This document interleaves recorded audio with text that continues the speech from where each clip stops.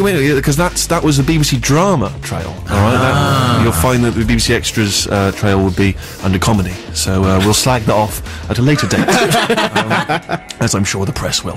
Should have put more work into it, but never mind. Okay, so welcome back to the Steve Show, BBC Six Music, with me, Steve Merchant, and my gang of cronies here. And obviously, the reason I have them here is not just to laugh sycophantically, but also to suggest music to me. And Super Posh Rufus, you're up first this week. A man who's endlessly seeking out new music, and you've tracked down a hot new talent.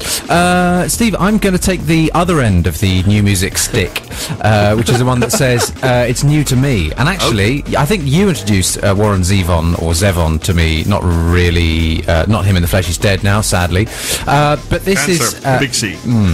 This is. I was reminded about this song the other day. I was walking through Chinatown. Lots of office parties happening at the moment in London and Chinatown. And Lee Ho Fook is still there on Gerrard Street, proudly with the lyrics of Werewolves of London on laminated paper in the window, really? as it's mentioned in the chorus or in the second verse. And anyway, with no further ado, this is Warren Zevon with Werewolves of London. Warren Zevon from the 70s and Werewolves of London on the Steve Show, BBC Six Music, the choice of Rufus. Always a pleasure to hear that tune. I defy anyone to not like it. If they don't like it, don't listen to the show, alright? No, that's the way I feel. I think it's a cracking tune. Probably makes it into my top 10 of eccentric werewolf-based pop tunes. So yes, here we are, and I wanted to quickly ask you, Sammy, being a chick, you probably read Heat magazine religiously whilst filing your nails, am I right? Yes, there was 2 years where I bought every edition solidly. Really? Do you still have them? No, I threw them all in the bin at once because I tried to purge myself and be a better person. Good. So now I read it over other people's shoulders. Good, of course, like everyone else does. Do you know how much is paid for spotting a celebrity? Is it £200? Is it really? Is it? I don't know, I'm asking. Is it £200 if you get a photo of them and it's the photo of the week? Because you can do, but you've got to take a sneaky shot. You can't get them to pose. Yeah, there's rules and regs. Works? Yeah. Seriously, because I just saw Fern Cotton having a coffee. So I don't, how much can I make for that? Have they not got spotters? But you can send in photos. I'm sure there's a way it works. No, I thought that anyone could send in a. Because they could just make it up, though. That's why they've. Well, some of them are absurd. Yeah, spotted Fern Cotton having a coffee. I'm willing to give you £5 cash for that now. Well, I've seen people. That's the sort of thing that I always see in there. Some coffee sellers walking down the street. I'm pretty sure Fern Cotton sends in pictures of herself to try and get the money. If it is £200, who's got a camera phone now? Because we could split it. I was going to say, we can get a little scam going here, surely. Yeah. That would be sensational. Because I know you. You tell me when you're going to be walking around a corner. Yeah. I'll be hiding down by the drain. I'm walking around a corner now. That's the best way to plan this. Exactly. And I'll give you 5%. 5%? You're having a laugh. You'll be lucky 10. if you get 10. Eh? I'm the big shot.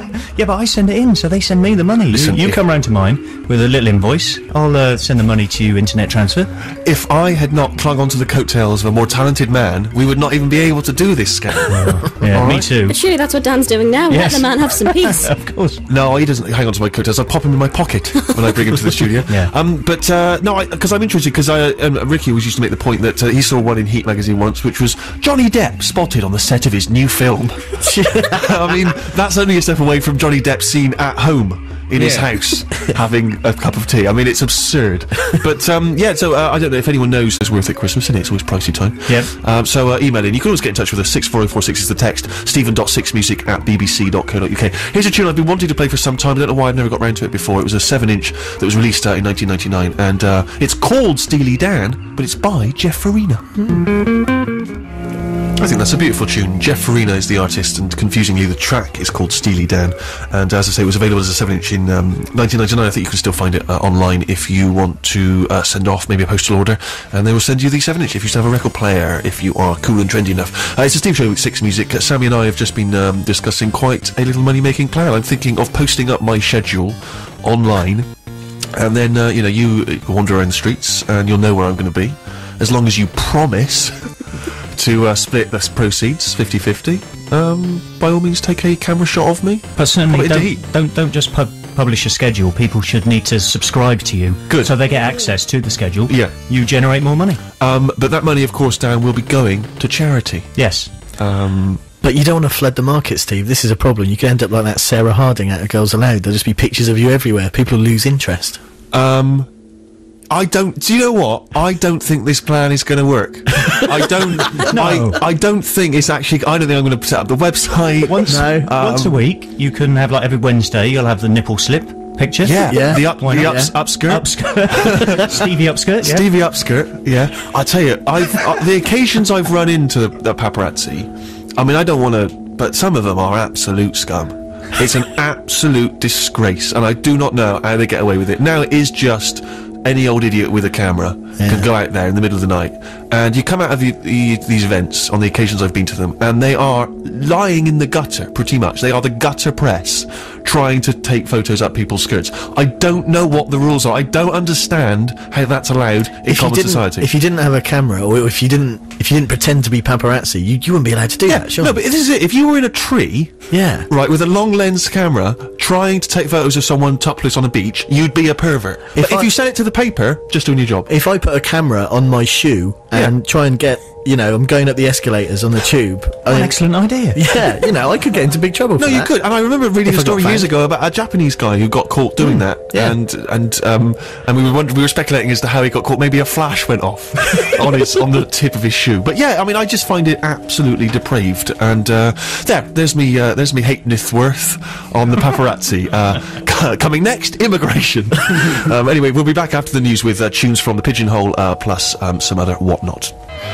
Also featured in my top 10 Wolfmen compilation top 10 list thing, it's Todd Rundgren and Wolfman Jack from his eccentric 1972 album Something Anything, and it's worth checking out if you've not heard that before. It's cracking. I think is it available? Your 10 favourite Wolfman obscure left field? I'll be popping them on the blog when we start a blog. If we can be asked, which we can. Do you write a blog?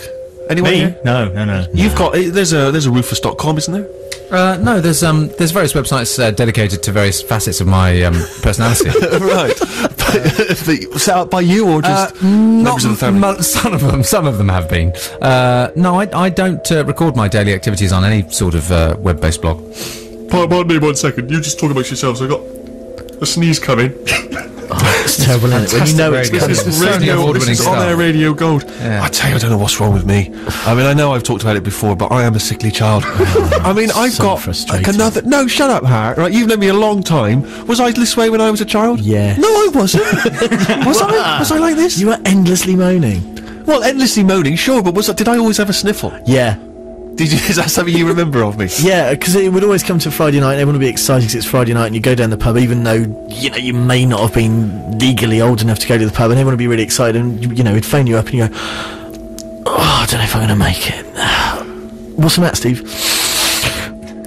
Got a bit of a sniffle. and that's it, and it's like, well, we've all got sniffles. We're going to go out and enjoy ourselves. We're going to make the best of it. No, but because I have got a sniffle. You can hear this is the sniffle I probably had when I was 16. It's still here. It's been perpetually hanging around. This is what's so frustrating, is that, I have a weak bladder, and I've got a constant sniffle, and so I'm always going to the toilet.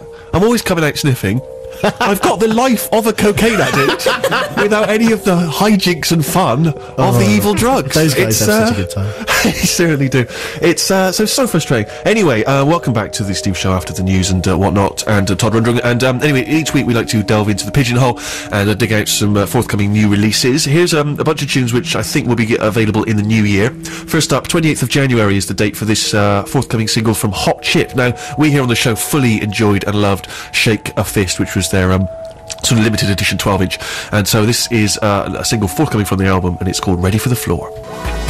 Shake a Fist, I think, may well be my single of the year, certainly when we come to our New Year retrospective of Music of the Year, which will be the Sunday before New Year, and then that will certainly be featuring heavily in that track listing. But there we are, that's a forthcoming single from Hot Chip, Ready for the Floor, as I say, released on the 28th of January, and taken from their album, which is out at the very beginning of February. And I have to say, I normally like to sit on the fence in these cases, but I'm looking forward to that album enormously. Sammy, I feel that you're probably going to share that view. Oh yeah, I can't wait. And I'm going to see them in February as well, and I'm already getting excited because I know they're going to be ace. Did you pay for the ticket? I did, Steve, because I am a decent person. Should have got in touch with me. I could have pulled some strings. Yeah, I could have, but I'm happier being down with the people, because I am one of the people. You seem to have separated yourself from the people. That's because you've not been in a VIP area. I was in a VIP area once, and they had sandwiches. Free sandwiches. All right? Yes, they did. I could watch a concert, there wasn't beer swilling around my feet, there wasn't men pushing me in the face, knocking my glasses off. I was having a lovely little bit of pork pie.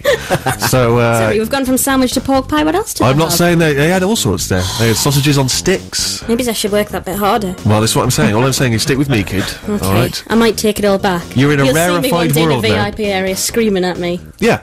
No, you'll be screaming at me once my fortunes have faded and I'm a smackhead living in a gutter somewhere, you know, and you'll be the princess of the world. I've applied for the role, but I haven't heard anything back. Good luck on that. I think they Thanks. don't think the interviews are until February. Imagine that, princess of the world. That is would be good. literally my ultimate job title. That is. I think you'd do that job well. Look at my application Sure. fairly, but I think I'd be great at it. What would you do if you were princess of the world? I'd be really happy. I know that much. I'd wear long flowing gowns. I'd have a white pony. I'd just be nice to everybody. But how would you use that? I mean, think of Princess of Hearts, Queen Diana.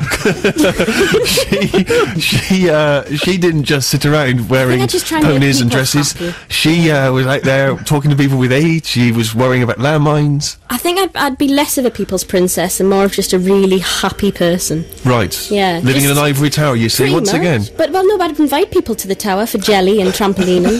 It would be great. Well, we look forward to that. As I say, I think the applications had to be in by Christmas and Yeah. interviews in the new year for the world's princess. Anyway, the So hot tune. chips then, yeah. I thought it was good. Yeah. I didn't think it was as good as Shake a Fist. No.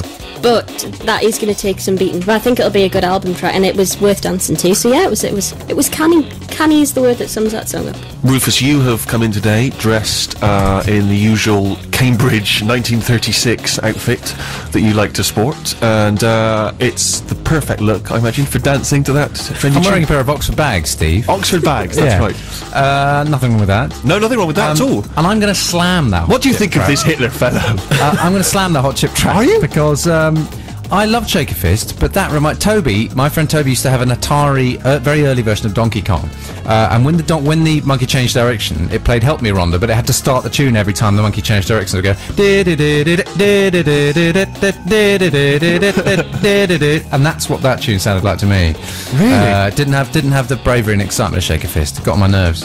Okay, well, Yeah, no, slang no, you have slammed it, and that's a very, very thorough and well thought out review, and it's a sort of thing I suspect Tiny Dan will not agree with. I won't, although I'm slightly perturbed because Rufus is my better, socially and intellectually.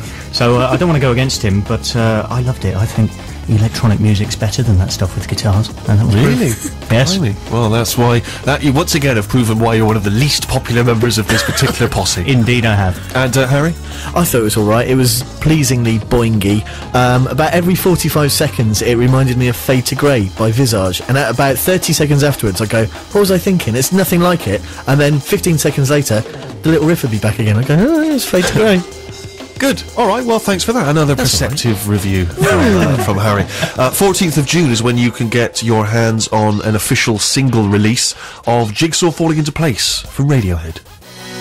We believe it to be the first single of released from Radiohead's current album, and that's Jigsaw Falling Into Place, which is available 14th of January. I was watching The West Wing recently, I think it was Series 4, post Aaron Sorkin, the creator, and a lot of people said that the series went downhill, and I have to agree, because at one point one of the characters made a pithy and witty remark where he said, oh, that event was about as exciting as a Radiohead concert. I thought, oh, come along, what?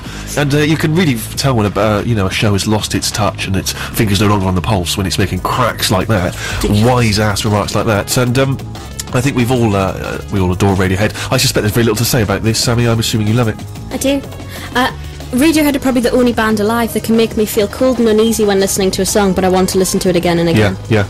That's the all perfect I'm summary. It's the perfect summary. I'd be surprised if Tiny Dan can better it. Well, it's proof there that guitar music better than electronic music. Absolutely. They've proved conclusively, once and for all, it's sensational. Oxford Bags, what do you make of it? That is going to be your new nickname. OB. OB.